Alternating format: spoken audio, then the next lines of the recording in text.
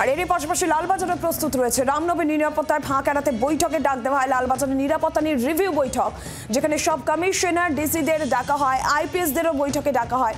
নিরাপত্তা ব্যবস্থা নিয়ে রিভিউ বৈঠকে লালবাজার।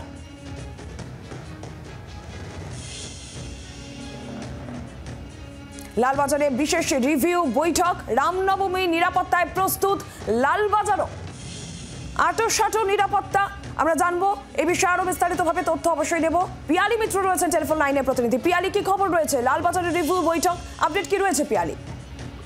দেখো, এখনো বৈঠক চলছে। কলকাতা পুলিশের কমিশনের সমস্ত শীর্ষ আধিকারিক যারা রয়েছেন, আইপিএস অফিসার, তাদের সঙ্গে বৈঠক করছেন এবং আগামীকালের যে প্রস্তুতি সেটা তিনি আবার রিভিউ করে দিচ্ছেন। এবং আজকে বিকেল 3:30 নাগাদ তিনি আবারও যে জায়গাগুলো থেকে মেন বড় মিছিলগুলো বেরোবে সেই সমস্ত জায়গাগুলো তিনি ইন্সপেকশন করতে বেরোবেন। এর আগেও একাধিকবার কলকাতা পুলিশের কমিশনার তিনি বেরিয়েছিলেন এবং আগামীকাল এবং আগামী পরশু দিন, এই দুদিনই কিন্তু কলকাতা পুলিশের সিনিয়র অফিসার, অ্যাডিশনাল সিপি র্যাঙ্কের অফিসার থেকে শুরু করে জয়েন্ট সিপি, ডিসি সমস্ত র্যাঙ্কের অফিসাররা তারা রাস্তায় থাকবেন। 6 জন অ্যাডিশনাল সিপি, 5 জন জয়েন্ট সিপি, তার সঙ্গে সঙ্গে আরও যারা আইপিএস অফিসার, তাদের প্রত্যেককে ডিউটি দেওয়া হয়েছে যাতে কোনোভাবে কোনো জায়গাতে কোনো গোলমালের ঘটনা না ঘটে এবং কোথাও যদি পরিস্থিতি অপ্রীতিকর হয় যাতে দ্রুত পরিস্থিতি নিয়ন্ত্রণে আনা যায়। এইচআরএসএস, ক্রিকেট থেকে শুরু করে সমস্ত জায়গায় পিসিআর ভ্যান মোতায়েন রাখছে, ছাদ থেকে নজরদারি চালানো হবে, ড্রোন থাকছে যাতে কোনোভাবে কোনো রকম এইবার রামনবমীকে কেন্দ্র করে কোনো গোলমালের ঘটনা না ঘটে,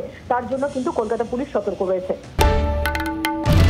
বাংলার আওয়াজ, বাঙালির আবেগ, জি 24 ঘন্টা।